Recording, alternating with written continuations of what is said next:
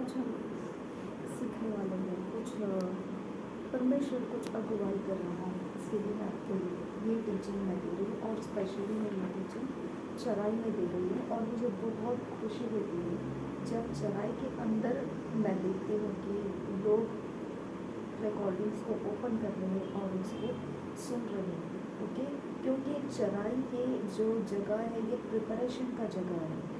Okay, इसके अंदर हम परमेश्वर को पहले अपने आप को प्रिपेयर करने के लिए देते हैं। तो जितने भी लोग चराई के अंदर से होकर चल रहे हैं, ओके, वो बाहर जब दुनिया के अंदर खड़े होंगे वो एक अलग पर्सनालिटी का पावर परमेश्वर उनके अंदर दिखाएगा। ओके, क्योंकि ये एरिया जो रहता है ये हम मिनिस्ट्री करने वाले लोग, सेवा करने वाले लोग एक्सपोज नहीं करते हैं। ये हमारे बंद कमरे के अंदर हम परमेश्वर के साथ तैयारी कर रहे होते। लेकिन मेरा मिशनरी वर्क अब आउटडोर नहीं रहा था, इसकी वजह से परमेश्वर ने मुझे आप लोगों के साथ संगति में ये सारी चीज़ों को दे दिया। मैंने आपको तैयार कर दिया है, आप वॉरियर्स बन चुके हैं। अब आपको अपने लाइफ को मेंटेन करना है। ओके, वॉरियर लाइफ को आपको मेंटेन करना है और वो मेंटेन करने का समय अभी हमारा चल रहा है। और मुझे बहुत खुशी होती है कि मैं देख रही हूँ कि मेरे आत्मिक जन जो परमेश्वर ने मेरे हाथों में दिए थे, अब वो वॉरियर के समान परमेश्वर के काम कर रहे हैं और मेरे ऊपर अकेले डिपेंड नहीं है, वो और भी ज़्यादा अभिषेक दास और दासियों के बीच में बढ़ते जा रहे हैं। मुझे बहुत खुशी होती है। ओके, क्योंकि जो हमारे मिशनरी काम में हमको दिया जाता है वो यही है कि एक आपका लेवल है वहीं तक लोग नहीं पहुंचना चाहिए, आपसे भी ज़्यादा आगे निकल जाना चाहिए, तब आप सच्चे मिशनरी वर्कर हैं। ओके, तो हम हमेशा ये देखते हैं कि हमारी कुव्वत के भी बाहर लोग कुव्वत प्राप्त करके आगे निकल जाना चाहिए और निकल जा रहे हैं। मुझे इस बात का बहुत बहुत खुशी है कि जो अचीवमेंट परमेश्वर ने मिशनरी काम में मुझे दिया था वो अचीवमेंट मैंने यूट्यूब के ऊपर से भी सफल किया है। और really thanks to Lord Jesus Christ. सच में ये महीना पूरा धन्यवाद का ही है। मुझे नहीं पता है कि क्यों ऐसा मुझे लग रहा है, लेकिन मेरे अंदर से सब कुछ जो हो रहा है वो थैंक्स गिविंग का जोर बढ़ता जा रहा है मेरे अंदर से। मैं देख रही हूँ कि लास्ट ईयर मैंने मम्मी को परमेश्वर के हाथों में सौंप दिया, वो अब उसके पास सुरक्षित है। अब मैं अकेले हूँ तो मेरे लाइफ के लिए भी मेरे लाइफ का हर हिस्सा परमेश्वर ने संभाला। जब मम्मी मेरे साथ थी तो मेरे लिए वो एक प्रेयर पार्टनर थी मेरे लिए वो। ओके, लेकिन जैसे ही वो परमेश्वर के पास चली गई मैंने महसूस किया कि ये एक जगह है, अब मुझे डायरेक्ट परमेश्वर की सहायता शुरू हो चुकी है मिलना। अब मैं क्लियरली देख पाती हूँ कि अब मेरे लिए परमेश्वर सहायक बन रहा है। ओके, तो ये जगह से मैंने उसका इतना धन्यवाद करना है कि ये साल में मैं अकेले हूँ तो इस मंथ एंड के पहले तक मैं इतना ज़ोरों शोरों से परमेश्वर को धन्यवाद करते रहने वाली हूँ कि सच में मैंने कभी नहीं सोचा था, कभी भी ऐसा मैंने अनुभव किया था। इतना परमेश्वर ने भलाइयों को मेरे लाइफ में डाल दिया है। मेरे शत्रु कम नहीं थे, मृत्यु के अटैक मेरे ऊपर कम नहीं थे, मुझे कमज़ोर करने वाले अटैक कम नहीं थे, मेरा पीछा करके मेरे लाइफ को हानि करने वाला कम नहीं था। सब जगहों से खतरे थे मेरे लिए, लेकिन परमेश्वर ने उसकी भलाइयों को दिखाकर मुझे शांति रखी है। मेरे अंदर परमेश्वर की दया, प्रेम, शांति, अनुग्रह बना रहा है। आमीन। इससे भी बढ़कर मैं अपने आप में सुधार को प्राप्त कर रही हूँ। मैं अपने मिनिस्ट्री वर्क में, मिशनरी वर्क में सुधार को प्राप्त कर रही हूँ और मैं अब तो पब्लिक में जाकर भी मिनिस्ट्री करना स्टार्ट कर चुकी हूँ। मैं बाहर आ रही हूँ, आउटडोर जाकर मैं परमेश्वर की सेवा कर रही हूँ। तो ये सारी चीज़ें ये परमेश्वर की भलाइयाँ हैं। ओके, उसकी भलाइयों से मुझे तृप्त किया जा रहा है, तो मैंने इस बात का धन्यवाद करना जायज़ है। ओके, तो जैसा परमेश्वर ने कहा कि जब तुम मुश्किल समय में हो तब पीछे मुड़कर देखो कि मैंने तुम्हारे साथ कितनी भलाइयाँ की है। तो मैंने ये पूरे साल में यही काम किया। मेरे मुश्किल समय कम नहीं थे, लेकिन पीछे मुड़कर मैंने परमेश्वर की भलाइयों को याद किया। ओके, अब भी मैं मुश्किल समय में हूँ, अब भी मैं कंप्लीटली मुश्किल समय से बाहर नहीं हूँ, लेकिन मैं पीछे पलट कर फिर से एक बार परमेश्वर को धन्यवाद करना चाहती हूँ। उसने किए हुए भलाइयों को याद करके मैं उसको धन्यवाद करना चाहती हूँ। ओके, तो ये एक जगह है, ये एक एरिया ऑफ लाइफ है जहाँ पर परमेश्वर की भलाइयों को जब हम याद करते हैं तो उसकी पावर हमारे अंदर बढ़ती है। जैसा यीशु मसीह ने कहा है कि अगर तुमने फास्टिंग किया और तुमने प्रेयर किया तो ये चीज़ है कि जो हड्डी में दुष्ट आत्माएं रहती हैं वो निकल जाने में तुम्हारी पावर ज़्यादा रहेगी। ओके, तो इस प्रकार से परमेश्वर का ये भी एक बात है, जब तुम मुश्किल समय में रहो तब तुम पीछे मुड़कर देखो कि मैंने तुम्हारे लिए कितने अचंभित काम कर रखे हैं। जब तुम उसको स्मरण करोगे तो तुम्हारा हियाव बढ़ेगा। ओके, और सच में मैंने वही किया। मैंने अभी तक तो 2001 से लेकर अभी तक मैंने वही किया है।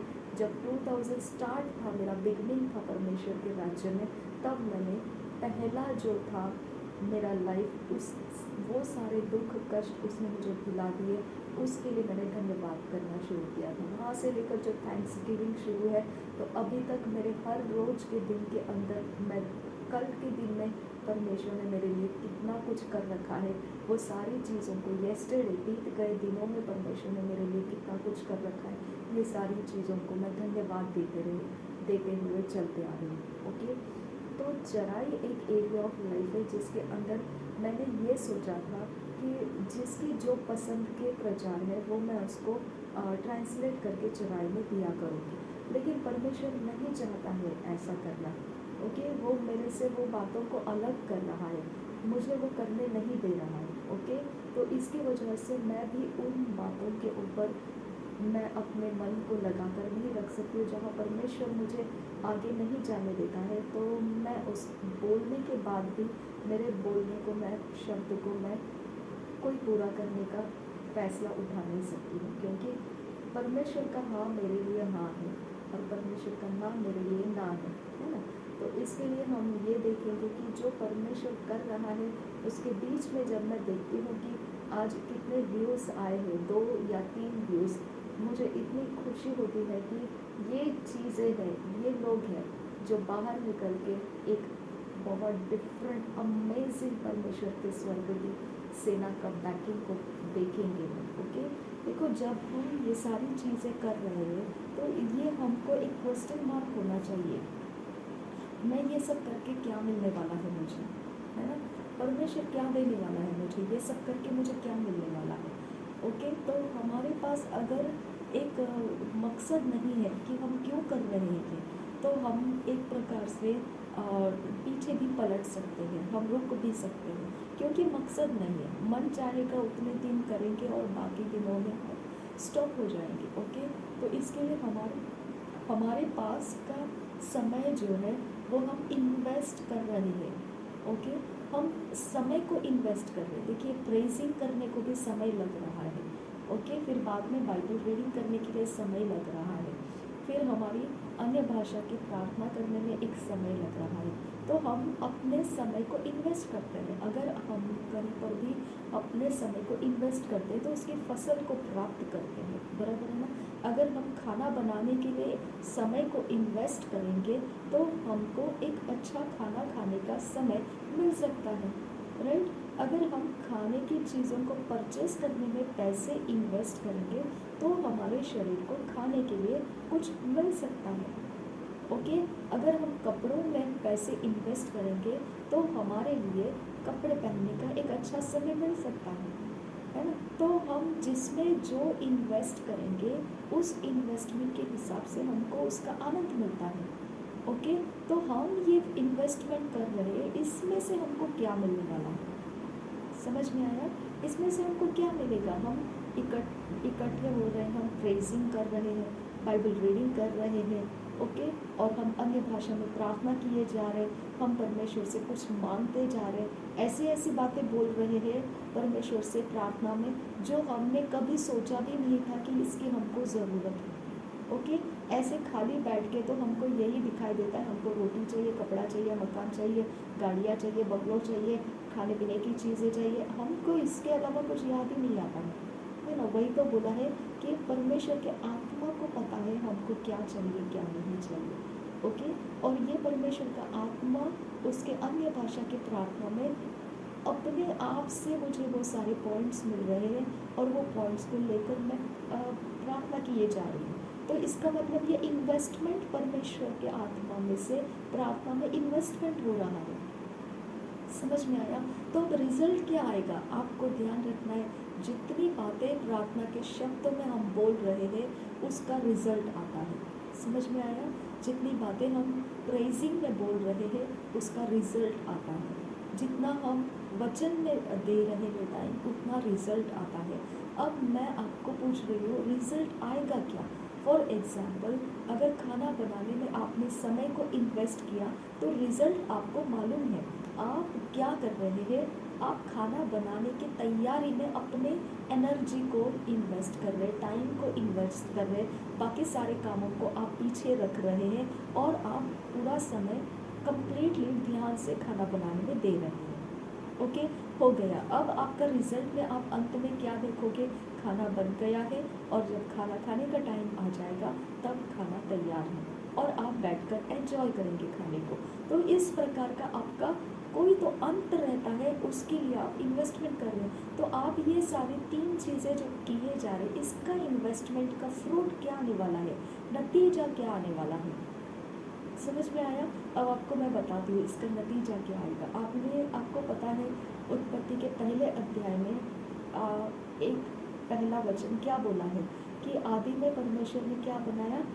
इंग्लिश में लिखा है heaven's and earth. Okay, heaven's and earth English में ऐसा लिखा है और हिंदी में आकाश और पृथ्वी लिखा है और किसी किसी लैंग्वेज में स्वर्ग और पृथ्वी लिखा है। ओके, मैं आपको पूछना चाहती हूँ क्या स्वर्ग और ओशंस ऐसा क्यों नहीं बोला परमेश्वर ने? स्वर्ग और समंदर और फिर पृथ्वी ऐसा क्यों नहीं बोला? स्वर्ग और फिर आकाश, चंद्र, तारे ये सब बनाया और फिर पृथ्वी ऐसा क्यों नहीं? सीक्वेंस में परमेश्वर ने स्वर्ग पहले क्यों बताया? ओके, और फिर पृथ्वी ऐसा क्यों नहीं बोला? पहले पृथ्वी बनाया और फिर स्वर्ग बनाया। Okay, in the beginning God created earth and heavens, है ना? ओके, तो अर्थ एंड हेवेंस ऐसा क्यों नहीं लिखा? ऐसा क्यों नहीं बोला परमेश्वर ने? तो सबसे पहले यूहन्ना के 4 अध्याय में जाकर हम देखेंगे, हम पढ़ेंगे यूहन्ना रचित सुसमाचार 4 अध्याय का 22 वचन से हम पढ़ेंगे। तुम जिसे नहीं जानते उसकी आराधना करते हो। ये सामरी स्त्री को कहा गया। ओके, सामरी स्त्री यहूदियों से अलग थे और यहूदी सामरियों के साथ मेल नहीं रखते थे। इसका मतलब यहूदियों के व्यवस्था में सामरियों के लिए जगह नहीं थी। यानी जिस व्यवस्था के अंदर यहूदियों के साथ सामरियों को नहीं लिया जाता है तो इसका मतलब परमेश्वर भी उनके साथ नहीं है, उनके विरोध में है, क्योंकि वो ऐसा कुछ कर रहे होंगे जिसके बारे में परमेश्वर को पसंद नहीं है। ओके, तो क्या पसंद नहीं है? देखो, वो किसी ऐसे जन की आराधना कर रहे थे जिसको वो नहीं जानते। ओके, और जिसको जानते हैं उसकी आराधना करने वाले यहूदी थे। और यहाँ पर लिखा है क्योंकि उद्धार यहूदियों में से ही है, में से है। ओके, उद्धार यानी पापों की माफ़ी। अब आपको ध्यान रखना है, यहाँ पृथ्वी के ऊपर की बात हम कर रहे हैं। पृथ्वी के ऊपर कौन रहता है?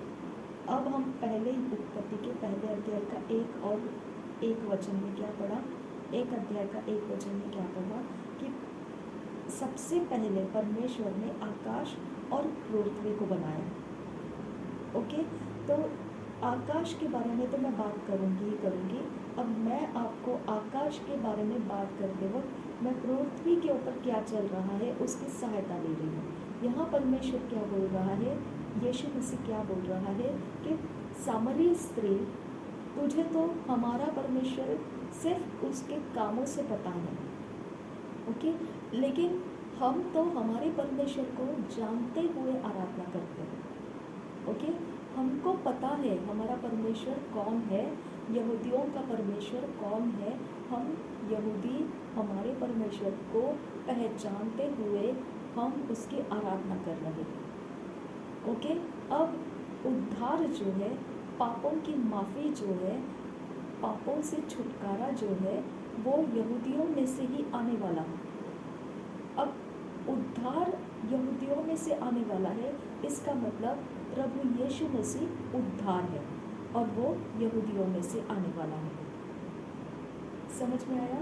यानी परमेश्वर यहूदियों के अंदर से मनुष्यों को पापों का छुटकारा देने वाला है, पापों का माफ़ी देने वाला है। यहूदियों के अंदर से, यहूदियों के ब्लड लाइन के अंदर से एक पुरुष जन्म लिया, एक मनुष्य पुत्र जन्म लिया, उसका नाम यीशु मसीह है। और यीशु मसीह ने पापों के माफ़ी का प्रचार किया। समझ में आया? ये पापों का माफ़ी अगर मनुष्यों तक लाना है तो वो किसी भी अन्य जाति धर्म के लोगों के बीच में से नहीं भेजने वाला है परमेश्वर, वो यहूदियों के ब्लड लाइन में से ही उसको भेजने वाला है।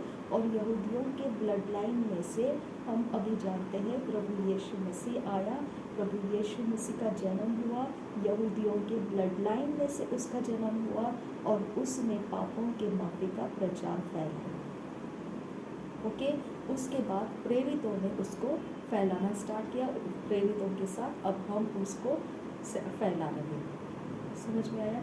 अब यहाँ पे ये परमेश्वर को यहूदी लोग जानते हैं कि ये क्या काम कर रहा है।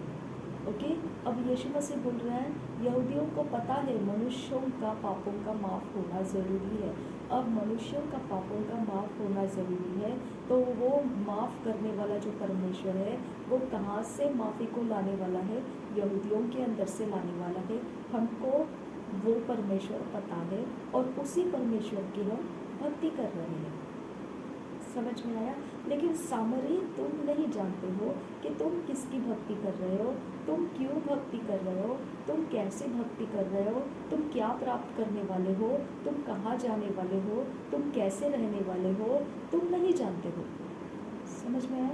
इसकी वजह से हमारे पास जो जानकारी है आराधना करने की, वो ऐसी जानकारी है कि हमारे परमेश्वर को हम जानते हुए आराधना करते हैं, क्योंकि वही परमेश्वर है जो यहूदियों के बीच में से पापों का छुटकारा लेकर आने वाला है।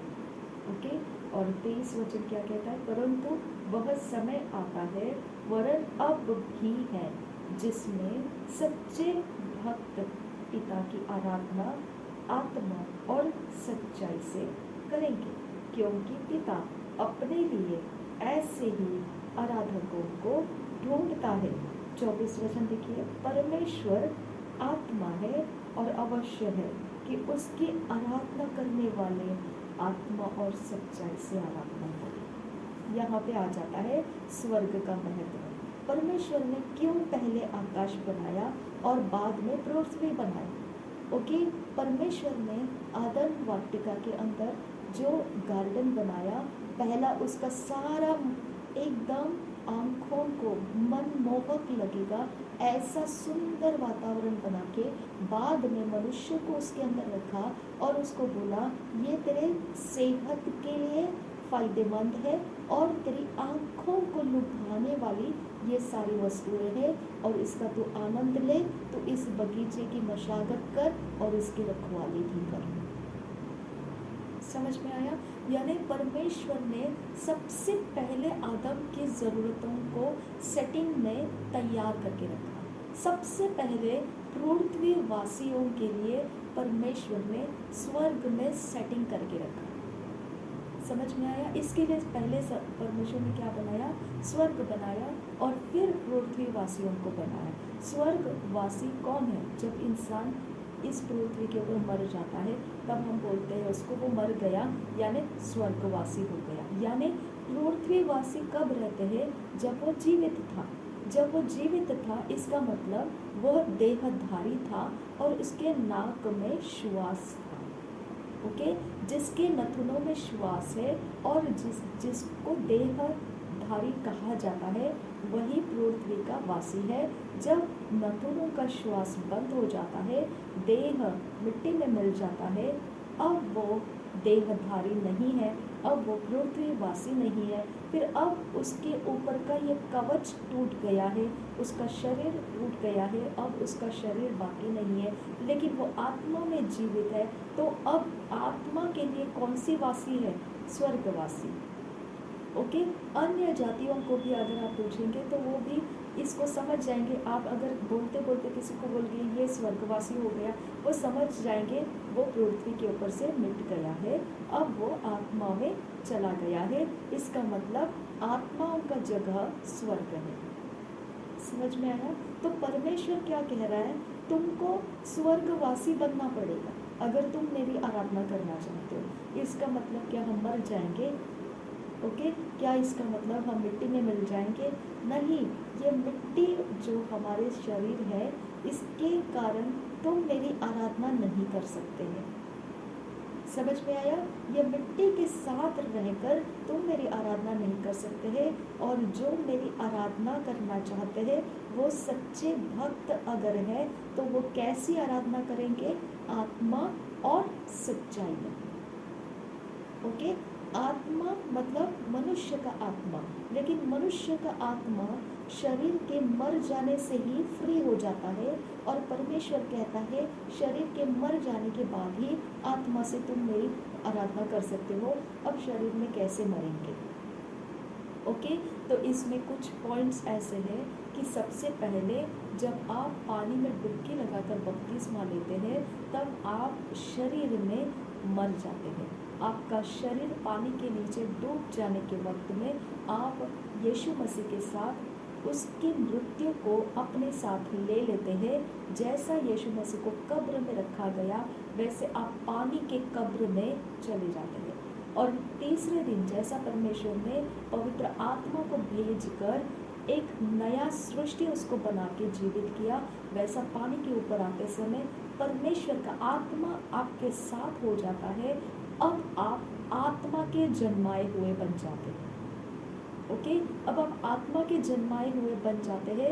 अब आप शारीरिक नहीं है, आप आत्मा में जन्माए हुए हैं। अब ये आत्मा और परमेश्वर का वचन आप जानते हुए परमेश्वर की आराधना करते हैं। समझ में आया? परमेश्वर का आत्मा उसके फलों से पहचाना जाता है। परमेश्वर का आत्मा का फल गलतियों के पत्री में लिखा हुआ है। जब परमेश्वर के भवन में आप जाते हैं तो वहाँ आप कलसिया के अंदर, चर्च के अंदर आप कभी गए तो वहाँ पर आप देखते हैं कि सब आपको आत्मा के फलों में ही दिखाई देंगे। चाहे वो घर में कितने भी झगड़ालू क्यों ना हो, कितने भी द्वेषवादी क्यों ना हो, कितने भी रगड़े झगड़े करके मारपीट करके आए हुए क्यों ना हो, लेकिन चर्च में आकर उनके पास आत्मा के फल को जाहिर करना उनके ऊपर सख्ती बन जाता है।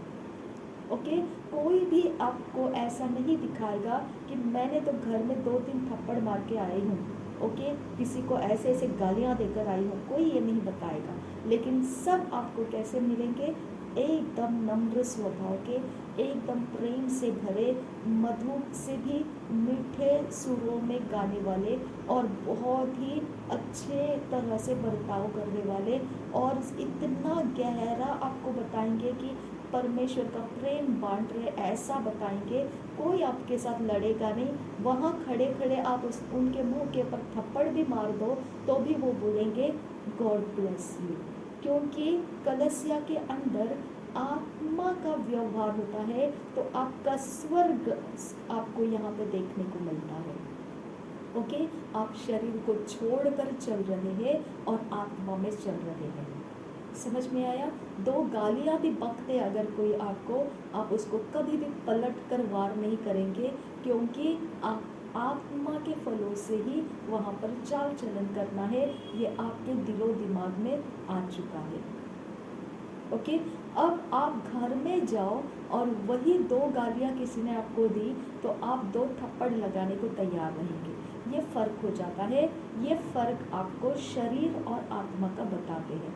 आप शरीर को उस जगह में कंट्रोल में डाल देते हैं। आप शरीर के द्वारा कलस्या के अंदर बर्ताव नहीं करते हैं, आप आत्मा के लेवल में चल रहे होते हैं। तो स्वर्ग आपका कहाँ पर है? जहाँ पर आप आत्मा के लेवल में चलते हैं और शरीर को छोड़ देते हैं। इसी को कहा जाता है आप शरीर में मरे हुए चलना है। समझ में आया? जब आप आराधना करने के लिए खड़े हो जाते हैं तो आप शरीर में मरे हुए रहते हैं। किसने मेरी क्या कर दी है, किसने मेरा क्या नहीं किया है, इसको आप छोड़ देते हैं और आप खाली हो जाते हैं और आप आराधना करते हैं। तो वो आत्मा में आराधना हो जाता है और आप परमेश्वर की महिमा करते हैं, उसके गुणानुवाद करते हैं, उसको धन्यवाद के बलिदान चढ़ाते हैं, उसकी तारीफ़ें करते हैं, उसके कामों का वर्णन करते हैं, उसके विश्वास को जताते हैं, उसके बारे में बातें करते हैं, चर्चा करते हैं। उसी का विषय आपका सेंटर पॉइंट रहता है। ये हो गया सच्चाई। समझ में आया? अगर ये सारी चीज़ें आप करते वक्त आप देखोगे, आप तो पृथ्वीवासी ही है, लेकिन बर्ताव कैसे कर रहे हैं? स्वर्गवासियों के जैसे। ओके, यहाँ पर आपको कोई चिंता नहीं सताती है, यहाँ पर आपको कोई प्रकार का बखेड़ा नहीं सताता है, यहाँ पर आपको किसी प्रकार का कोई तनाव नहीं सताता है। यहाँ पर जो कुछ भी है आप सब कुछ एकदम आत्मा के अंदर रहकर कर रहे होते हैं। समझ में आया? तो इसकी वजह से हमारा परमेश्वर सबसे पहला स्थान स्वर्गवासी होने के लिए कहता है। वो कहता है तुम स्वर्ग के निवासी बन जाओ, और जब तुम स्वर्ग के निवासी बन जाते हो तब जाके तुम मेरी आराधना मुझे पहचानते हुए करोगे, और मुझे जानते हुए तुम सच्चाई को जान रहे होते हैं। समझ में आया? अब इस जगह में जब हम परमेश्वर के लिए स्वर्गवासी बनकर काम कर रहे हैं, अब दूसरी तरफ से हमको नतीजा देखना है। माय डियर गॉड, अगर मैं तेरे लिए स्वर्गवासी बन के तेरी आराधना करूं और तेरी सच्चाई को जानते हुए आराधना करूं, तो माय डियर गॉड अब तू मुझे क्या देने वाला है? क्योंकि ये तो मेरा समय इन्वेस्ट कर रही हूँ मैं। ओके, तो अब परमेश्वर बोलता है अब मेरे पास जो स्वर्ग में तैयार करके रखा है वो मैं तुझे दूंगा। समझ में आया? तो आदम को परमेश्वर ने क्या बोला था? ये सारी चीज़ें तेरे लिए है, ये मनमोहक है, आँखों को लुभाने वाली है, सेहत को सेहतमंद बनाने वाली है, लेकिन सिर्फ इतना करना कि जो फल ज्ञान का है, जो ज्ञान भले बुरे का ज्ञान का फल है, उसको नहीं खाना, बाकी सब कुछ तेरे लिए है। जिस दिन तू वो फल खाएगा उस दिन निश्चित तेरी मृत्यु हो जाएगी। अब यही बात परमेश्वर ने कहा, तो शरीर में उतरना नहीं, शरीर के समान काम नहीं करना, शरीर के अनुसार तो मेरी सेवा नहीं करना, शरीर के अनुसार अगर तू मेरे लिए कुछ भी करेगा तो वो कुछ भी बनेगा नहीं, और वो तेरे लिए कोई भी फ़ायदा नहीं लाएगा, वो तेरा नुकसान ही हो जाएगा, और तेरे लिए वो एक बदतर रास्ता बन जाएगा, टेढ़ा मेढ़ा रास्ता बन जाएगा। उससे बेहतर है तो शरीर के साथ मेरी सेवा मत कर। समझ में आया? तो रोमियो का पत्री 12 अध्याय का 1 और 2 वचन क्या कहता है हम देखेंगे। वहाँ पे लिखा है कि तू परमेश्वर को भावता हुआ बलिदान चढ़ा। इसका मतलब क्या है? देखिए यहाँ पर रोमियो की पत्री 12 अध्याय 1 और 2 में लिखा है, इसलिए हे भाइयों मैं तुमसे परमेश्वर की दया स्मरण दिलाकर, ओके देखिए परमेश्वर की दया स्मरण दिलाकर। अब देखिए उसके बात करने में भी कैसा लहज है। देखिए यहाँ पे क्या लिखे, ये भाइयों, है ना, यानी वो आत्मा के वश में जब इंसान जाता है, आत्मा के वश में जब हो जाता है, परमेश्वर के आत्मा के वश में जब हो जाता है, वो शरीर के क्रूरता को, कुटिलता को, दुष्टता को, बैर भावना को, कपट को, कड़वाहट को छोड़कर जब निकल आता है, तब उसके ये शब्द बनते हैं। वो क्या बोलता है? हे भाइयों, ओके, मैं तुमसे परमेश्वर की दया स्मरण दिलाकर, परमेश्वर की दया स्मरण दिलाकर। परमेश्वर की दया कौन सी दया है? यीशु मसीह ने क्या बोला? यहूदियों के ही अंदर से उद्धार आने वाला है। ओके, सारे मनुष्य जाति के लिए। यूहन्ना बपतिस्मा ने क्या कहा यीशु मसीह को देखकर? ये देखो, ये वो मेमना है परमेश्वर का जो जगत का पाप लेकर जाने वाला है। लेकर जाने वाला है, किधर लेकर जाने वाला है? ओके, लेकर जा रहा है, वो पाप को लेकर जा रहा है। वो लेकर कहाँ जा रहा है? और पाप क्या इंसान है? पाप क्या एक वस्तु है जो वो आ रहा है और पाप को पकड़कर लेकर जा रहा है? बिल्कुल। ओके, बिल्कुल वैसा ही हो रहा है। समझ में आया? वो इस प्रकार से परमेश्वर के कामों का वर्णन कर रहा है।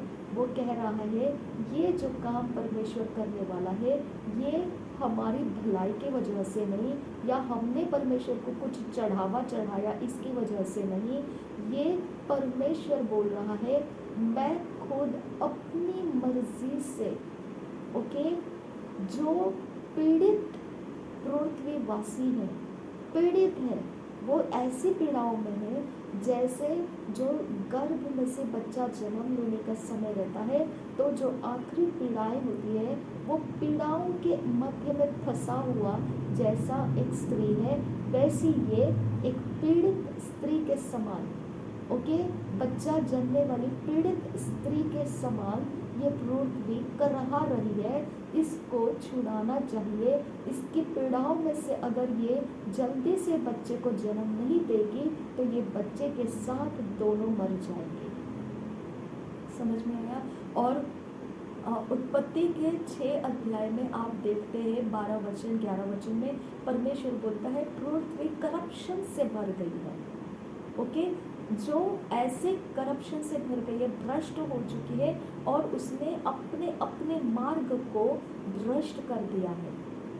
ओके, तो ये क्या बन गया? परमेश्वर देख रहा है कि मनुष्य बिना परमेश्वर के आगे नहीं जा सकता है।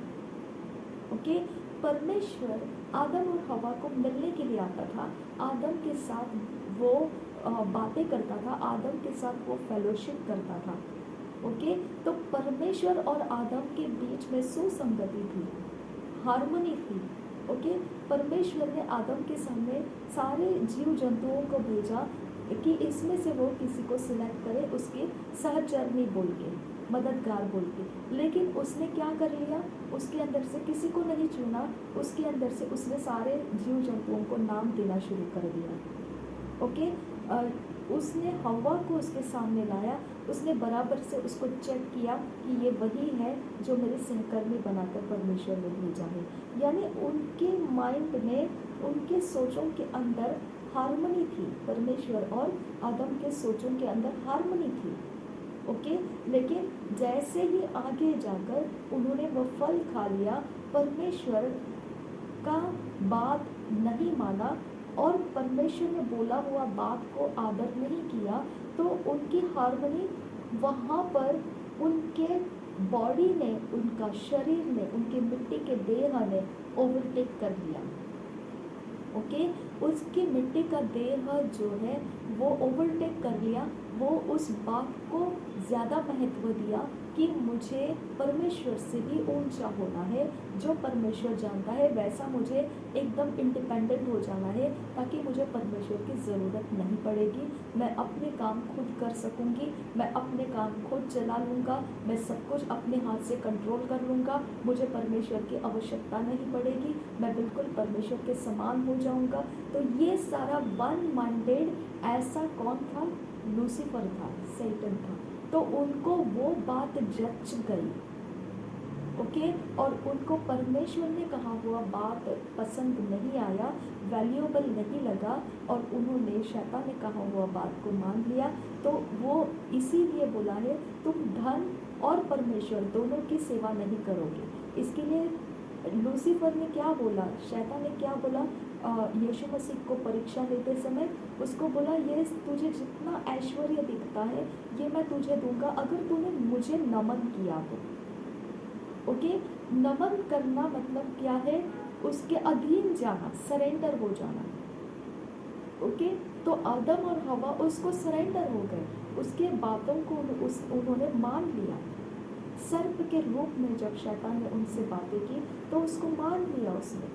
ओके, ये मानने के कारण अब परमेश्वर ने क्या बोला, तुम जो अब शैतान के अधीन चले गए हो, तुम मेरे साथ मुझे स्वामी बनाकर मेरे साथ नहीं चल सकते हैं। तुमने शैतान को स्वामी बना लिया है, अब शैतान तुम्हारा अगुआ बनेगा और तुम उसके पीछे पीछे जाओगे। मैं तुम्हारे लिए यहाँ से तुमको उसके हाथों में छोड़ देता हूँ। ओके, परमेश्वर ने हमको वहाँ से जाने दिया। परमेश्वर आत्मा है, पवित्र है, धर्मी है और वो अधर्म के साथ प्रीति नहीं रखता है, अधर्म के साथ अपना सिंहासन नहीं लगाता है। वो पाप और पवित्रता दोनों सिंहासन को संभालता नहीं है, वो एक को अलग रखता है, एक को अलग रखता है। ओके, वो पवित्र है, उसका सिंहासन अलग है, उसके अंदर दुष्टता नहीं है, उसके अंदर कोई भी प्रकार का घमंड नहीं है, उसके अंदर किसी भी प्रकार का कोई भी बैर भावना नहीं है। सब कुछ परमेश्वर का जो है वो स्थापित होता है, स्टेबल रहता है और दीर्घ आयुष भी रहता है और युगानुयुग रहने वाला रहता है। लेकिन लूसीफर के पास जो है वो सब कुछ टेम्पररी है। ओके, और लूसीफर के साथ संगति में जब इनके माइंड को इन्होंने ओबे करने के लिए दे दिया, अब पृथ्वी के ऊपर ये चलते चलते क्या करने लगे, करप्शन के माइंड में चलने लगे। अब करप्शन के माइंड में परमेश्वर एब्सेंट है, इसके लिए करप्शन होने लगा। और परमेश्वर ने 6 अध्याय के 3 वचन में बोल दिया है, क्योंकि ये लोग सिर्फ अपनी ही बात को मान रहे हैं, मेरी बात को सुनना नहीं चाहते हैं, तो मैं अब उनके साथ विवाद करता नहीं रहूँगा। समझ में आया? तो अब परमेश्वर बोलता है मैं विवाद नहीं करता रहूँगा। ओके, यहाँ से उनका मतलब उनका विवेक बुद्धि उनको बताता है ये मत कर, लेकिन फिर भी वो करते हैं। उनका विवेक बुद्धि बताता है ऐसा मत कर, फिर भी वो करते हैं। इसका मतलब उनका जोर कहाँ पर है, उनका विवेक बुद्धि का नहीं सुनने का ही उनका जोर है। तो वो जो नहीं सुन रहे हैं, तो यहाँ से लेकर जो करप्शन शुरू हो चुका है, जो भी बिगड़ा हुआ हालत पृथ्वी का हो चुका है, मनुष्य जाति कराहने लगी है, दर्द से पीड़ित होने लगी है, गर्भ को धारण किया हुआ जो बच्चा जन्मने का समय रहता है, उस स्त्री के समान वो बच्चे जन्मने का पीड़ा को सह रही है। इस प्रकार के पृथ्वी के मनुष्य हो चुके हैं। इसके अंदर शांति नहीं है, इसके अंदर सब कुछ दर्द का भरा हुआ है, इसके अंदर ये सारी चीज़ों के अंदर अब ये लोगों को छुड़ाने की ज़रूरत है, नहीं तो ये क्या हो जाएगा, ये पृथ्वी के साथ साथ सब कुछ मनुष्य के साथ नाश हो जाएगा। ओके, इसके लिए परमेश्वर ने यहूदियों को अलग कर लिया, यहूदियों के बीच में से प्रभु यीशु मसीह को अलग कर लिया, यहूदियों के बीच में से प्रभु यीशु को लाया। प्रभु यीशु मसीह क्रूस के बलिदान में चढ़ गया और वहाँ से लेकर फिर उसके द्वारा पापों की माफ़ी आई। तो हम जिसकी आराधना कर रहे हैं वो आत्मा है और सच्चाई से हम उसकी आराधना कर रहे हैं। तो यहाँ पे परमेश्वर बोलता है कि करप्शन के साथ तुम मेरी आराधना नहीं कर सकते हैं, करप्शन को लेकर तुम मेरे सामने नहीं आ सकते हैं।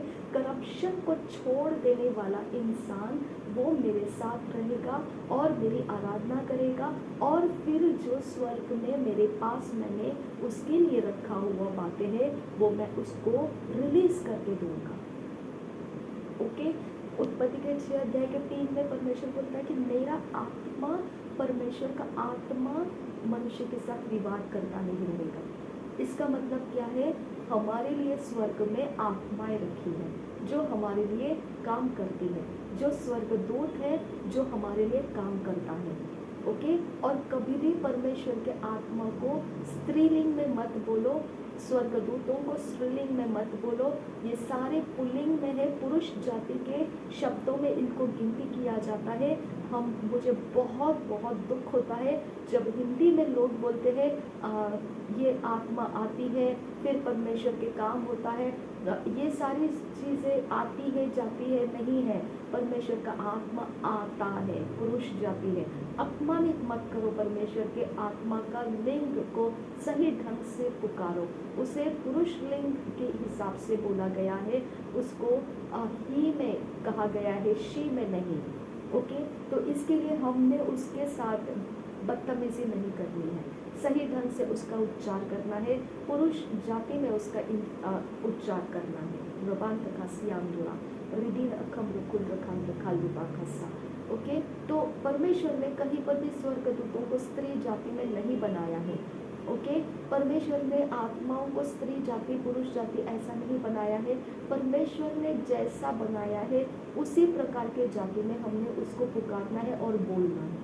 ओके, तो परमेश्वर उसके स्वर्गदूतों को भेजता है, उसके आत्माओं को भेजता है और हमारी पहुनाई करता है, हमारी सहायता करता है, हमें मिनिस्टर करता है। और ये सब प्राप्त करना है तो हमको परमेश्वर का आराधक बनना पड़ता है। वो आराधक आत्मा और सच्चाई से, यानी कि परमेश्वर को जानते हुए और परमेश्वर के लिए हमारे देहधारी जो शरीर की वासनाएं है, घमंड है, लालसाएं है, इसको तोड़कर पैरों के नीचे कुचल देना है और मर जाना है उसके लिए। उसको लेकर हम आराधना नहीं कर सकते। समझ में आया? इसके लिए परमेश्वर ने बोला आदि में मैंने स्वर्ग बनाया, यानी मनुष्यों को सब कुछ मिलेगा, लेकिन वो सब कुछ कब मिलेगा? जब वो आत्मा और सच्चाई से परमेश्वर का आराधना करेगा। तो आपको समझ में आया, जो स्वर्ग है वो स्वर्ग के अंदर परमेश्वर के स्वर्गदूत है, आत्माएं है जो हमारा इंतजार कर रही है। और क्या बोला है यहाँ पर कि वो ढूंढ रहा है आत्मा और सच्चाई से आराधना करने वाले आराधकों को, वो ढूंढ रहा है। तो वो ढूंढते वक्त हम प्राप्त हो जाना है। समझ में आया? वो प्राप्त हो जाने से हमको स्वर्ग में हमारे लिए क्या रखा है, वो स्वर्गदूत आएंगे और हमारी पहुनाई करेंगे। समझ में आया? वो स्वर्गदूत आएंगे और हमारे रास्ते बनाएंगे। वो स्वर्गदूत आएंगे, हमारी सोचें बनेंगे। वो स्वर्गदूत आएंगे, हमारे कल्पनाओं में हम देख पाएंगे। वो स्वर्गदूत आएंगे और हमें सिखाएंगे। वो स्वर्गदूत आएंगे और हमारे जीवन के हर एक मकसद को हमें साफ तरीके से बताएंगे कैसे उसे प्राप्त करना है। हालेलुया। बिना आराधना के हम परमेश्वर के संगति में नहीं बैठ सकते हैं। हम परमेश्वर से कुछ प्राप्त नहीं कर सकते हैं। हम परमेश्वर को नहीं पहचान सकते हैं। बिना आराधना किए हम परमेश्वर को कहीं पर भी ढूंढ नहीं सकते हैं।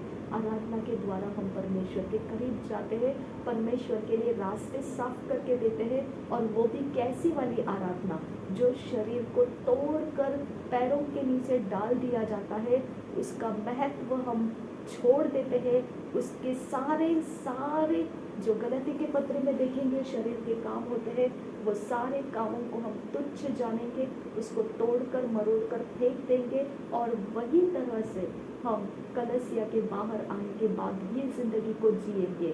तब हमारी ये कामनाएं पूरी करेगा परमेश्वर। जो भी हमको चाहिए वो सब कुछ हमको मिलता रहेगा। ओके, लेकिन हमारे अंदर ये सारे शरीर के वासनाएं, लालसाएं और घमंड को रखकर हम अगर परमेश्वर की आराधना कर रहे तो हमारे लिए परमेश्वर कहता है कि ये आत्मा और सच्चाई की आराधना नहीं है।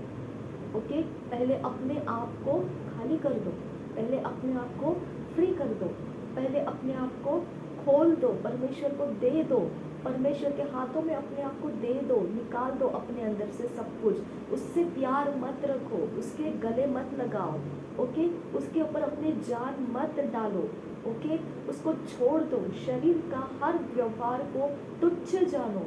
बाहर जाते हो तब भी आप शरीर का काम मत करो, और जब आप कलीसिया के अंदर आते हैं तब भी आप शरीर का काम मत करो। आप मत करो, आप मत करो। परमेश्वर कहता है मैं ऐसे जनों को ढूंढ रहा हूँ जो बाहर भी शरीर को कुचल कर चलता है और मेरे घर में आने के बाद भी शरीर को कुचल कर रखता है। समझ में आया? हमको शरीर का साथ लेकर प्राप्त नहीं करना है, हमको शरीर को छोड़कर परमेश्वर का स्वर्गवासी बनकर काम करना है। ओके, शरीर का स्वर्गवासी, शरीर को छोड़कर परमेश्वर के लिए स्वर्गवासी बनने का आनंद हमारे लिए होना चाहिए। ओके, वो आनंद हमारा इतना बड़ा होना चाहिए, प्रायोरिटी पे होना चाहिए, क्योंकि वही के अंदर से हमको अनंत काल का जीवन प्रॉमिस किया है परमेश्वर ने। ओके, स्वर्गवासी हम पृथ्वी पर रहते हुए ही हो गए होना चाहिए। ओके, हम पृथ्वीवासी बनने का सारा घमंड छोड़ देना है। हम पृथ्वीवासी में बैठकर अपने आप को बहुत बड़ा मानकर हम अपने लिए कुछ बटोरते नहीं बैठना है। ओके, अपने लिए फ्रेंड्स को नहीं बटोरना है, अपने लिए लाइक माइंडेड पीपल को नहीं बटोरना है। ओके, अपने लिए हाँ, हमारी सुनने वाला एक ग्रुप, हाँ ये ठीक है, नहीं बटोरना है। ओके, हाँ ये तो हमारे साथ ऐसा ही होता है, ये तो बिल्कुल नहीं। आपका शरीर चिल्ला रहा है, आपका शरीर जीवित है। ओके, आपका शरीर मर जाना है, आपका शरीर मर जाना है, आपका शरीर खत्म हो जाना है। नहीं, मैं तो लीडर बनूंगा, मुझे तो बिल्कुल एकदम फ्रंट लाइन में खड़ा करना है और मुझे ही गाना है और मैं लीड करूंगा और मैं बोलूंगा वैसा ही होगा। भाई तुझे किसने बोला है ये पोजीशन तू ले करके? क्या तुझे परमेश्वर ने कॉल दिया इस बात के लिए? नहीं। ओके, तो शरीर में क्यों उछल रहा है इतना? समझ में आया? कुछ भी करने के लिए शरीर को आगे मत प्रमोट करो प्लीज। ओके, शरीर को आगे मत प्रमोट करो। और जो परमेश्वर का है वो बहुत ऊंचा और इतना ब्राइट चमकने वाला स्टार है कि बहुत बड़ा काम उसके द्वारा परमेश्वर करता रहता है। ओके, वो चाहे आपके इर्द गिर्द के लोगों को समझ में भी नहीं आएगा, लेकिन परमेश्वर उसके द्वारा जो काम करता है भयानक काम करता है। ओके, तो इस तरह से आप बनना है। चौराई में मैं आपको ये सिखा रही हूँ, क्योंकि मैं भीड़ को नहीं सिखा रही हूँ। मुझे चाहिए वो लोग जो, चलो कोई बात नहीं, एक या दो जन, मैंने तो इतना कम से कम कुछ लोगों को मैंने तैयार कर दिया है इस लेवल पर आकर काम करने के लिए। ओके, अब मैं चाहती हूँ कि अभी भी ये साल भी हम जो शुरू कर चुके हैं उसमें आप उठ जाइए और परमेश्वर के लिए शरीर छोड़कर आप काम करना स्टार्ट कर दीजिए। परमेश्वर के स्वर्गवासी जो है उसके लिए स्वर्ग की सेना उपलब्ध है। इसके लिए परमेश्वर ने बोला पहले तुम स्वर्गवासी बन जाओ तो तुम्हारे लिए मेरे स्वर्ग की सेना आके तुमको असिस्टेंस होगी, वो तुम्हारी मददगार बनेंगे, वो तुम्हारे लिए सहायक बनेगी। वो सेना है, वो पलटन है, वो पूरी तरह से तुम बोलोगे वैसा तुम्हारे लिए वो करने के लिए भाग के आएंगे। ओके, तुम स्वर्गवासी तो बनो कम से कम। पहले तुम अपना काम तो पूरा करो, पहले तुम अपने शरीर में तो मर जाओ। ओके, पहले तुम अपने शरीर की वासनाओं को तो छोड़ दो, पहले तुम अपने शरीर का घमंड तो बाजू में करके तोड़ दो, उसे टूटने दो, उसे कुचल जाने दो, उसे उसे रौंदा जाने दो, छोड़ दो उसको। ओके, और फिर देखो जब मैं तुम्हारे लिए काम करने के लिए मेरे स्वर्ग में से खोलूंगा तब देखना किस प्रकार से वो पृथ्वी के ऊपर प्राप्त होगा। तुम मांगोगे और मेरे स्वर्ग खुलकर तुम्हारे लिए दौड़ कर आएगा। आमीन। लेकिन ये कारण से ही परमेश्वर ने सबसे पहला स्वर्ग बनाया, क्योंकि स्वर्ग के अंदर जो स्वर्ग दूत है, जो परमेश्वर के मिनिस्ट्रिंग स्पिरिट्स हैं, वो हमारे लिए तैयारी कर रखे हैं। जब पृथ्वीवासी पुकारेंगे तो उनकी वो सुनी जाए। इसके लिए यूहन्ना की रचित सुसमाचार में लिखा है, जब तक स्वर्ग में से दिया नहीं जाता है तब तक वो पृथ्वी के ऊपर नहीं मिलता है। रबाम तक हंसी खबर हंसी आंखियाँ। ओके, तो आप और हम क्यों कर रहे हैं ये प्रेजिंग, क्यों करते हैं ये रोज के प्रेजिंग, बाइबल रीडिंग और अन्य भाषा में प्रार्थना क्यों कर रहे हैं? देखो, जब अन्य भाषा में हम प्रार्थना करने लगते हैं तो ये शब्द परमेश्वर का स्वर्ग का सेना आकर मेरे अंदर खोल रहा है कि ऐसा ये शब्द से मैं मांगना है, मेरे अंदर वो रिवील करता है, मैं उसे प्रार्थना में मांग रही हूँ, तो आप लोग उसे ले रहे हो, आप सुन रहे हो। तो अगर आपने आराधना छोड़ दिया, प्रेजिंग छोड़ दिया, बाइबल रीडिंग छोड़ दिया और डायरेक्ट अन्य भाषा की प्रार्थना करने लगे तो भी आप प्राप्त करोगे, क्योंकि मैंने वो रास्ता चला है। ओके। लेकिन देखो जब बल उतर कर आता है, जब पावर परमेश्वर का उतर कर आता है, तो वो फाउंडेशन आपका कच्चा रहेगा, क्योंकि प्रेजिंग, बाइबल रीडिंग और फिर आपको अन्य भाषा का प्रार्थना, ये स्टेप बाय स्टेप आप जब चलते हैं तो आपका शरीर का बंधन टूटता है, आप आत्मा में बढ़ जाते हैं, स्वर्गवासी बनने में आप बहुत आसान हो जाते हैं, और यहाँ से फिर आपको स्वर्ग का सेना जब देने आता है तब आप आसानी से रिसीव कर पाते हो। ओके, आप डायरेक्ट अन्य भाषा की प्रार्थना के ऊपर जंप करते जाओगे तो यहाँ आपका सिर्फ आत्मा में आप अवेलेबल हैं, लेकिन शरीर की सारी टूटी हुई दीवारें हैं। समझ में आया? तो इसकी वजह से टूटी हुई दीवारें यानी अभी भी वो नाकामयाबी के रास्ते है, अभी भी वो पाप के रास्तों पर चल रहा है, अभी भी उसके अंदर घमंड है, अभी भी उसके अंदर डर है, अभी भी उसके अंदर घृणा है, कपट है, अभी भी उसके अंदर गड़बड़ियाँ हैं, ओके, चालाकियाँ हैं। ये सारी चीज़ों को देखने के बाद में आपको ये ध्यान में आना चाहिए कि डायरेक्ट आप अन्य भाषा के प्रार्थना में जंप कर रहे हो।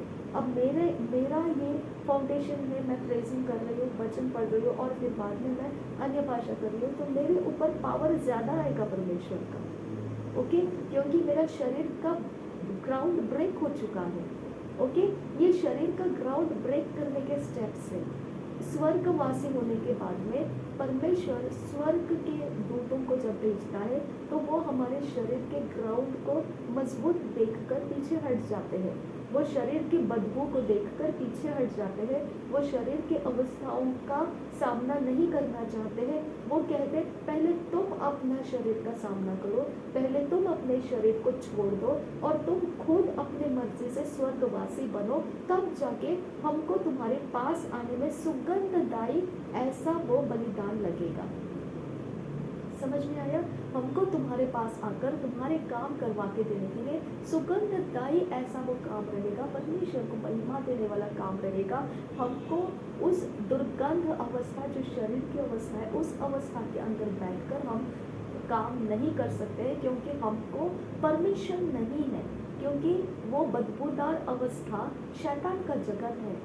ओके, हम शैतान के जगत को छेड़छाड़ करने नहीं आए हैं, हम तुम्हारी सहायता करने के लिए आए हैं। जब तुम खुद शैतान के जगत को छोड़ दोगे, अब स्वर्गवासी होने के बाद अब तुम हमको परमिशन दे रहे हैं कि हम तुम्हारी सहायता करें। तो यहाँ पर अगर शैतान कुछ छेड़छाड़ी करता है तब हम उनके साथ मुकाबला करेंगे, क्योंकि तुम स्वर्गवासी बन चुके हैं, अपनी मर्जी से स्वर्गवासी बने हैं। तो अब हमारी जिम्मेदारी है कि तुमको स्वर्गवासी बनने में जो रोकता है उसके साथ हम फाइट करें। समझ में आया? तो ये सारा पॉसिबिलिटीज है परमेश्वर का, जो मनुष्य के लिए नहीं हो सकता वो परमेश्वर पूरा करता है। यही वो ग्राउंड है जहाँ से हमको परमेश्वर दे सकता है। आमीन। इसके लिए आपको ध्यान रखना है कि हमारे अंदर कुछ भी ऐसा नहीं रहना है, सब कुछ परमेश्वर के लिए हमने छोड़ देना है। मतलब हमारा शारीरिकता जो रहता है, फ्लैश जो रहता है, फ्लैश शारीरिकता, ये जो है नेचुरल स्वभाव जो है, नेचुरल हमारे माइंड सोच जो है, नेचुरल हमारी अंडरस्टैंडिंग, स्वाभाविक मन जो, स्वाभाविक जीवन जो है, हम उसको तोड़ कर मरोड़ कर कुचल देना है और हम इसमें से आज़ाद हो जाना है। ये स्ट्रक्चर परमेश्वर को नहीं चाहिए, इस स्ट्रक्चर को हमने लेकर नहीं चलना है। ये स्ट्रक्चर हमको बोझ बन जाता है, बीमारियों का कारण बन जाता है, रिश्ते नातों के बीच में हमको जो एक बेकार अवस्थाओं को प्राप्त करना पड़ता है। ये सारे जो बोझ है, ये सारा फालतू का है, ये सिर्फ कूड़ा करकट है जो आग में जलाकर भस्म करने के लिए रखा गया है। इसके साथ कुछ नहीं होने वाला है। ओके, इसका फालतू का बोझ हम उठाकर नहीं चलना है, इसको टूटने देना है, मरोड़ जाने देना है, उसको गिर जाने देना है और हम स्वर्गवासी खुद हो के परमेश्वर को हमने अपने आप को स्वर्गवासी बनाकर उसको अर्पण होते रहना है। और परमेश्वर जब उसके स्वर्ग में से खोलकर प्रतिफल भेजता है तो लाजवाब प्रतिफल होते हैं, बहुत अलग प्रतिफल होते हैं। आप परमेश्वर को कहते हैं तू कहे तो मैं हाँ कहूँ, तू कहे तो मैं ना कहूँ। आमीन। यानी अगर तू कहता है हाँ तो मैं हाँ कहूँ, अगर तू कहता है ना तो मैं ना कहूँ। फिर बाद में ऐसा हो जाता है कि परमेश्वर बोलता है अब तू जो कहेगा वही होगा। अब तो मेरा इंतज़ार मत कर। लेकिन उसके पहले वो हमको कंट्रोल में डाल देता है। जहाँ परमेश्वर हाँ कहेगा उसको ही हाँ कहना है, जहाँ परमेश्वर ना कहता है उसको हमने ना कहना है। ये बच्चों की जगह है, ओके, बेबी क्रिश्चियंस की जगह है ये। लेकिन जब हम परिपक्व हो जाते हैं, शरीर में टूट जाते हैं, खुल जाते हैं, तब ऐसा परमेश्वर हमको दे देता है अथॉरिटी। अब तू कहे मैं वो करूँगा, अब तू ना कहे तो मैं भी ना कहूँगा, अब तू हाँ कहे तो मैं भी हाँ कहूँगा। जैसे अब्राहम को बोला, जो तुझे कोसेंगे उसे मैं भी कोसूंगा, जो तुझे आशीष करेंगे उसे मैं भी आशीष करूँगा। अब ये ऑपोजिट में हो गया। परमेश्वर ने अब्राहम को दे दिया वो अथॉरिटी कि अब तेरी ओर से है, ओके। लेकिन जब बेबी क्रिश्चियन से हम लोग, तब हमको परमेश्वर बोलता है कि जब मैं हाँ कहूँ तब तुम हाँ कहना, जब मैं ना कहूँ तब तुम ना कहना। ये बेबी क्रिश्चियंस का जगह है। तो हमको एडल्ट बनना है, हमको परिपक्व बनना है, हमको परमेश्वर में परिपक्व बनना है, आत्मा के जगत में परिपक्व बनना है, स्वर्गवासी बनना है। हमको ये एरिया ऑफ लाइफ में धोखा नहीं खाना है, ओके। इस एरिया ऑफ लाइफ में मसीही जीवन स्वर्गवासी बनने में है, मसीही जीवन पृथ्वीवासी बनकर रहने में नहीं है, ओके। मसीही जीवन स्वर्गवासी बनने में है, मसीही जीवन पृथ्वीवासी बनने में नहीं है। हमको ध्यान रखना है इस बात को। समझ में आया? प्रभु यीशु मसीह हम सबके साथ बना रहे, और हमारे सारी चीज़ों के अंदर हम क्यों कर रहे हैं, कैसे कर रहे हैं, हर बार हमको समझ में नहीं आएगा, ओके। हर बार हमको ये बातें समझ में नहीं आएगा, लेकिन जब हम इसे करते हैं तो कभी कभी परमेश्वर हमको एक्सप्लेन करेगा कि हम ये क्यों कर रहे हैं, ओके। लेकिन कभी कभी ऐसा रहेगा कि हमको मालूम नहीं है, लेकिन हम कर रहे हैं तो भी हमको समझ में आना चाहिए हम स्वर्गवासी हैं इसीलिए कर रहे हैं, हम पृथ्वीवासी नहीं है।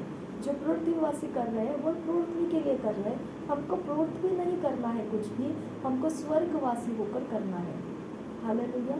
तो हमारे अंदर कभी सवाल नहीं आना चाहिए आज मैं कलीसिया में क्यों जाना है, आज मैंने कलीसिया में काम क्यों करना है, आज मैंने कलीसिया में अच्छा बर्ताव करना है क्यों करना है, आज मैंने कलीसिया में आराधना करना है क्यों करना है, आज मैंने कलीसिया में वचन सुना क्यों करना है, आज मैंने घर में आकर भी सही ढंग से जीना है क्यों जीना है, आज मैंने काम पर जाने के बाद भी अच्छा जो स्वर्गवासी जीता है वैसा मैंने जीना है, क्यों ऐसा करना है। ये सारी चीज़ें जब आपको समझ में आएगी क्यों ऐसा करना है, क्योंकि परमेश्वर ने हमको स्वर्गवासी बनाने के लिए बोला है, हमको पृथ्वीवासी बनने के लिए नहीं बुलाया है। आमीन। जब इतना ही काफ़ी है जवाब आपका, तो हर सवाल को आप नहीं उठाना है, ऐसा क्यों, ऐसा क्यों, ऐसा क्यों होना है, ऐसा क्यों जाना है, ऐसा क्यों करना है, नहीं। आपका सिर्फ एक ही जवाब है, क्योंकि आप स्वर्गवासी हैं इसीलिए आप ऐसे हैं। आमीन। आप स्वर्गवासी है इसीलिए आपको ऐसे ड्रीम्स आते हैं, आप स्वर्गवासी है इसीलिए आपको स्वर्गदूतों के साथ मेल मिलाप होता है, आप स्वर्गवासी है इसके लिए परमेश्वर के स्वर्गदूत को आप पहचान पाते हैं, आप स्वर्गवासी है इसके लिए आपके साथ ऐसी सारी बातें हैं, ओके। आप पृथ्वीवासी नहीं है इसके लिए आपको पृथ्वी के लोग नकारते हैं, आप पृथ्वीवासी नहीं है इसके लिए आपको पृथ्वी के चीज़ों के पीछे जाने से व्यर्थ लगता है, आप पृथ्वीवासी नहीं है इसके लिए आपको पृथ्वी की कोई चीज़ों को मन लगाने के लिए पसंद नहीं आता है। वेरी सिंपल आंसर, आप स्वर्गवासी है इसके लिए स्वर्ग की बातों का आपका आनंद है, आप पृथ्वीवासी नहीं है इसके लिए पृथ्वी के जगत का आपको आनंद नहीं मिलता है। आमीन। तो ये सारी चीज़ों को हम समझ चुके हैं। परमेश्वर हमारी इस सारी मेहनत को आशीषित करे, बरकत दे। और मैंने आपको बताया शरीर को छोड़कर स्वर्गवासी बनकर हमको परमेश्वर की आराधना करने के लिए बुलाया है। इसके लिए ही परमेश्वर ने सबसे पहला स्वर्ग बनाया, क्योंकि हमारी सारी ज़रूरतों का जो भंडार है वो स्वर्गवासी ही होने से मिलता है, और वो स्वर्ग के जो स्वर्गदूत है उनके द्वारा वो हम तक पहुंचाया जाता है। तो अगर हम इस बात को समझेंगे तब हम समझेंगे कि स्वर्ग कितना महत्वपूर्ण है हमारे लिए, है ना, कि और परमेश्वर के लिए कितना मायने रखता है। उसने हमको बोला है स्वर्गवासी बनो, और फिर स्वर्ग के अंदर से तुमको जो चाहिए वो मांग कर ले लो, समझ में, और बल के साथ ले लो, ओके। वॉयलेंस होकर ले लो, कोई बात नहीं है, लेकिन ले लो। स्वर्ग में तुम्हारे लिए सब कुछ रखा गया है, लेकिन सबसे पहले क्या बनो, स्वर्गवासी बनो, है ना। प्रभु यीशु मसीह हम सबके साथ बना रहे। इस टीचिंग के द्वारा परमेश्वर, हम जो अभी तक इस बात को नहीं समझ रहे थे कि हम मसीह क्यों बने हैं, मेरे पिता उन लोगों के अंदर ये बात को, समझ को गहराई में उतार कर लेकर आ, ताकि परमेश्वर उनका जीवन और भी आसान हो सके और उनके जीने का आनंद बढ़ सके और उनको किसी भी बात में जो शरीर के दुख है खुदा, उसकी चिंता ना सताने पाए। उसके द्वारा परमेश्वर उनका आनंद घटने ना पाए। शरीर के कोई भी घमंड या लालसाओं के द्वारा तुझे वो दूर करने ना पाए। मेरे परमेश्वर उनके सारे इन काम जो भी शरीर की है, जिसके द्वारा परमेश्वर, जो भी शरीर के द्वारा उनका जीवन बिगड़ जाता है, जो शरीर के स्वभाव के द्वारा, आदतों के द्वारा, जो भी परमेश्वर उनके अंदर स्ट्रॉन्ग होल्ड बना हुआ है, मेरे पिता परमेश्वर उनके अंदर जो पिता शरीर की वासनाओं का, घमंड का जो मजबूती बनाए, जो टूटना नहीं चाहता है, मेरे पिता तेरा वचन कहता है मनुष्य के लिए जो असंभव है परमेश्वर के लिए वो संभव है।